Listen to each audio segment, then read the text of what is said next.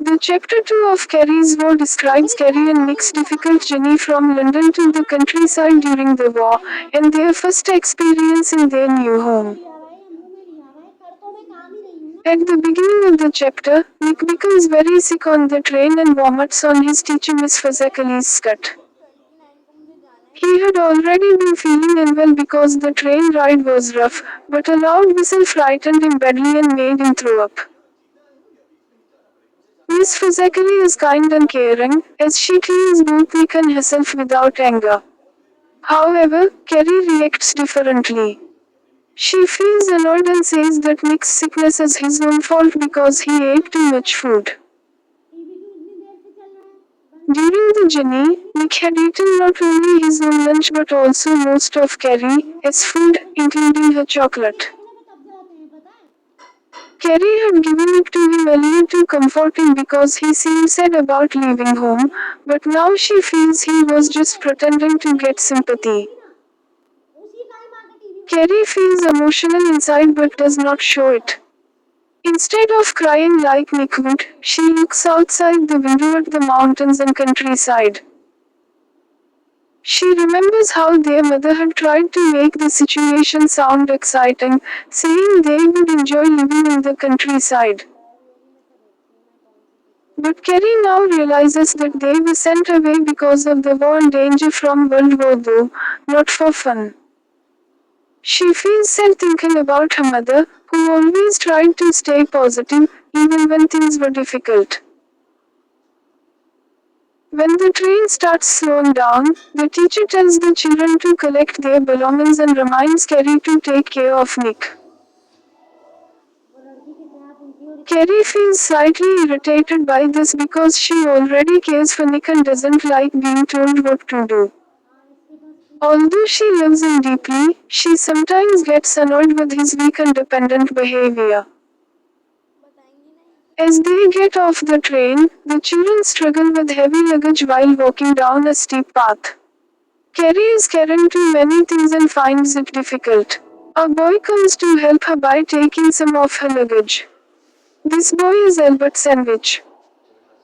He seems polite, serious, and a little different from others. Carrie talks to him and learns his name. She jokes about his unusual surname, but Albert does not like jokes about his name and responds seriously. He also shows that he is thoughtful and intelligent, as he worries about things like the lack of a library in the town. When they enter the town, Carrie notices that it is small, dark, and poor. It is a coal mining town, so it looks dirty and lifeless. Soon, the children are taken to a large hall where local people come to choose children to take home. This process feels uncomfortable and humiliating to Carrie. Albert compares it to a cattle auction, meaning children are being selected like animals. Carrie feels very nervous and scared that no one will choose her and Nick. She remembers similar feelings from school when teens are picked, and she feels being left behind.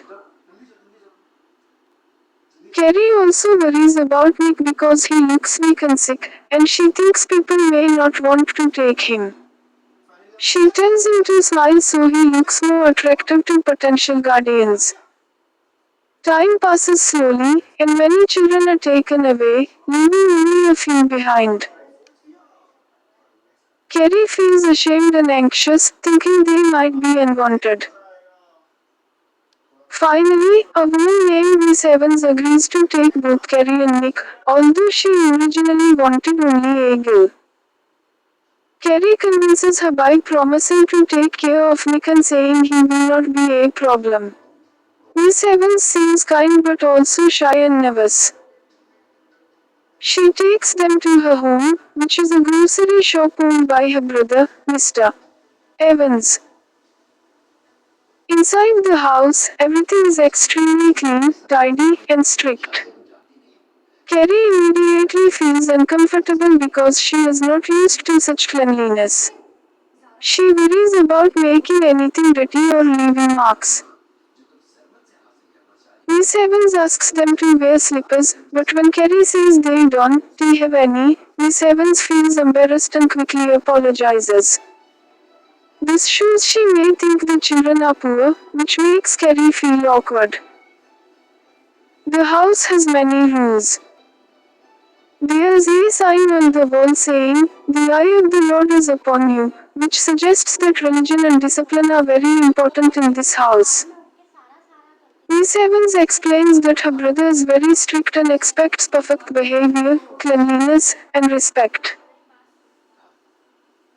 She tells the children that they must behave well, especially on Sundays, when they are only allowed to read the Bible and not play games. Miss Evans appears nervous and scared of her brother. She keeps worrying about doing things properly before he returns home.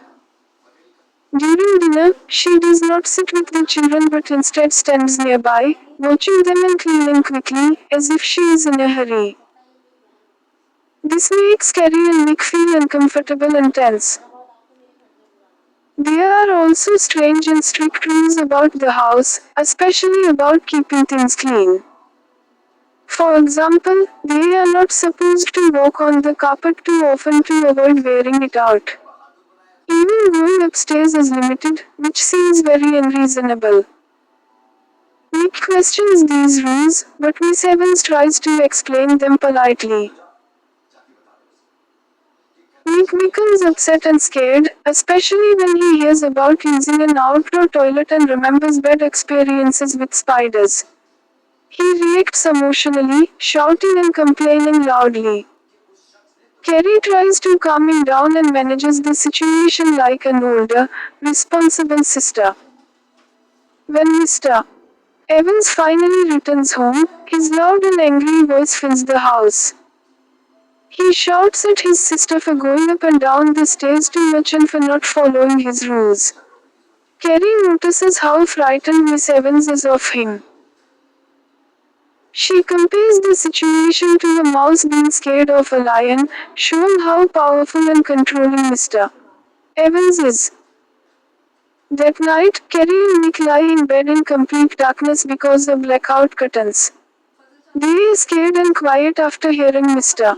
Evans shouting. Nick becomes very upset and says he wants to go home. He misses his mother, father, and their old life. Carrie comforts him by holding him close and trying to reassure him that things will get better in the morning. However, both of them are clearly frightened and unhappy.